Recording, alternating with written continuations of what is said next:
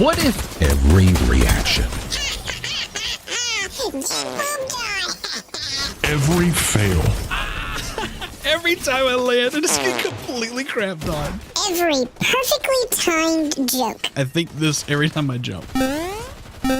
was just one button away. Oh god, that's so good. That's so good. Today, I'm showing you how Voicemod and the Elgato Stream Deck are your perfect teammates for your next piece of content or stream. I'm also going to show you how to set them up so you can get the most out of both. This is not just convenience. This is full control over every moment. Let's set it up. The first step is to install and set up Voicemod. You can download it from our website at voicemod.net, and the setup process is very straightforward. However, if you're not sure how to do it, I'll leave a link here to our quick start guide video. To get started, open up your Stream Deck software, go to the plugin marketplace, and search for Voicemod. This can be done inside the Stream Deck software or by going to the marketplace. You'll now see all of the Voicemod actions appear inside of your Stream Deck panel on the right. You can use this list as inspiration of what things you can keybind. Now comes the fun part. Let's get started by just dragging some things on and showing you how it works. Let's start by dropping a change voice on here. From here you can see Voicemod, custom, and soundboard. Anything from Voicemod are any of the Voicemod voices that Voicemod has released, and there are a ton of these to choose from. Custom are any of the voices that you have adjusted and made any changes to, and soundboard are any of the ones from the soundboards from Voicemod or your personal soundboard. So ones you might have added that were community voices, you can click them and add them into your soundboard and select them from here. For example, Corpse Husband and Anime Goth V2 are from the community. And just as an example of this is the Anime Goth V2. You can also play sounds and trigger them. You can drag this on and you'll be able to see from the soundboard, you can be able to select a sound. So from here, you can see here's the Dark and Cyrus soundboard. And once I select it, you'll be able to see all the ones that I have attached to my soundboard. And some of these are from Voicemod and some of these are from the community. So if you want one from the community, add it to a soundboard, you'll be able to easily find it from here. But you also get quick access to any of the ones that are under the Voicemod soundboards. For example, we have anime and we can go ahead and choose the katana. Once I click that, yeah, we get this sound here. That's pretty awesome. Now you also have some other ones that are pretty self-explanatory. We have stop all sounds to go ahead and end any sounds that are currently active. There's also push to talk. We have mic mute. We can actually turn off the background effects that some of the voices might have on them. We can turn on or off the voice changer depending, and this is how you're able to easily turn them on or off and keep them selected on the page. There is an instant sensor beep, and check your ears really quick.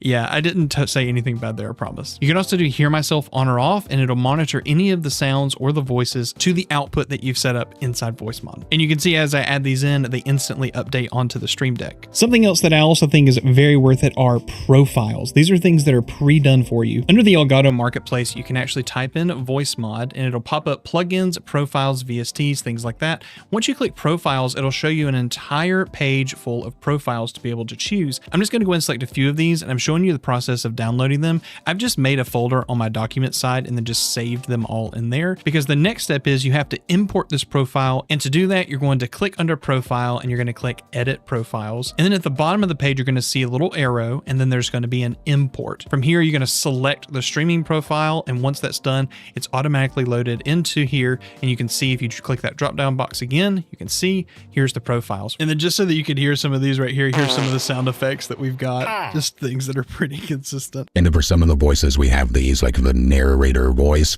We have this machine sounding voice here. And then we also have just one that's just trash mic, just drive things home a little bit more. I also have a couple of bonus tips that I think you should know. So the first tip is actually pinning items on the Stream Deck, and this can be done on any Stream Deck that you have. It's just inside the software. You can see I've pinned a few very favorite items, things that are from Voicemod, a couple of Discord things, and then I have my main page. You can see they're grayed out. If I drag something on top of it, it looks like I've deleted it, but if I move back, because they're pinned, they stay, and that means they actually are persistent across multiple pages, which is really nice. So I have one for voices and one for sounds that just links to those pages. You can see some pretty popular things. Like I've got the narrator voice, which I really like using, and The robot voice also is another one of those that I really like. Using as well.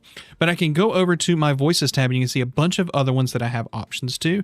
I love the kawaii voice. I think this one's really awesome. And another really cool one is this one. It's just called the cute sound, but it's really cool that I can just click in, hit back to 1, and I'm back on my main page.